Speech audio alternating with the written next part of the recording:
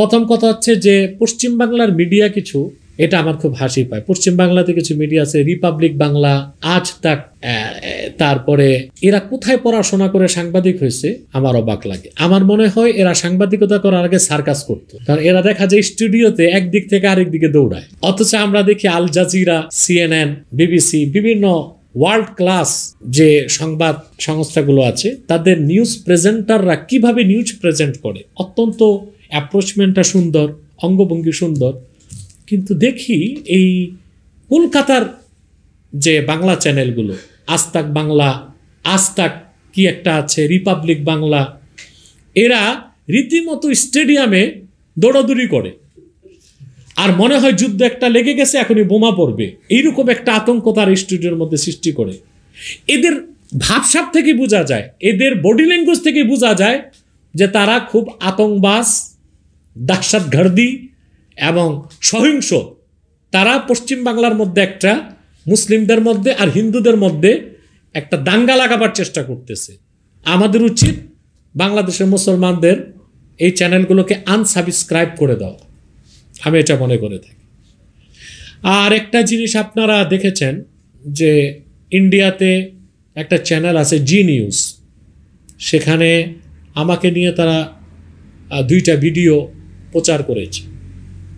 হ্যাঁ, জি নিউজে যা বলছে তারা আমার ব্যাপারে সব ঠিক। এটাও তারা বলতে চেয়েছে যে ভারতের আধিপত্যবাদের বিরুদ্ধে, বাংলাদেশে আওয়ামী লীগের বিরুদ্ধে আমাদের ভূমিকাটাকে তারা উল্লেখ করেছে। তাদের দৃষ্টিতে এটা আমি করেছি, হ্যাঁ এটাও ঠিক।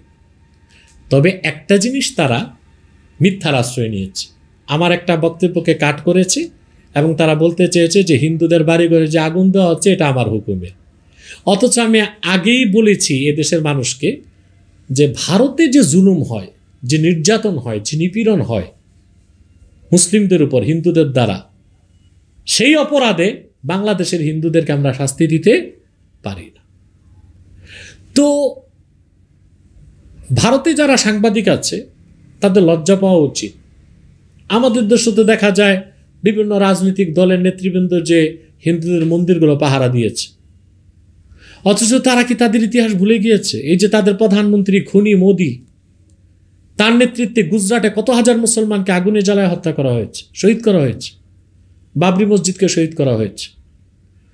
আসামে, ত্রিপুরাতে ওরা যারা নাগরিক তাদের নাগরিকত্বকে বাতিল করার চেষ্টা করতেছে বিভিন্ন অজুহাত দেখিয়ে।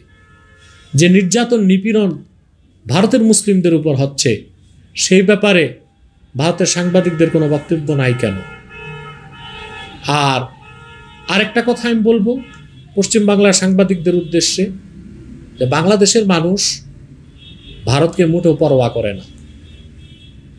কারণ আমাদের পশ্চিমবাংলার সাংবাদিকদের লজ্জাও তো নাই। আমাদের দেশ থেকে ইলিশ মাছ না গেলে ওদের দুর্গাপূজা হয় না, আমাদের দেশ থেকে রুগীরা না গেলে ওদের হসপিটালগুলো বন্ধ, কলকাতায় অচল হয়ে যাবে। আমাদের দেশ থেকে প্রতি বছর তারা প্রায় $6 বিলিয়ন ইন্ডিয়ানরা চাকরি করে বেতন হিসেবে নিয়ে যাচ্ছে। বাংলাদেশের মানুষের ভারতে যাওয়ার দরকার নাই, কিন্তু ইন্ডিয়ানদের বাংলাদেশে না আসলে ভিক্ষা করতে হবে। অতএব হুমকি দুমকি দিয়া বাংলাদেশের মুসলমানকে ভয় দেখানোর কোনো সুযোগ নাই। বরং তাদেরকে বলবো যে তারা এই যে একটা প্রোপাগান্ডা ছড়াচ্ছে যে বাংলাদেশে হিন্দুরা অনিরাপদ, এই প্রোপাগান্ডা করাটা বন্ধ করুন।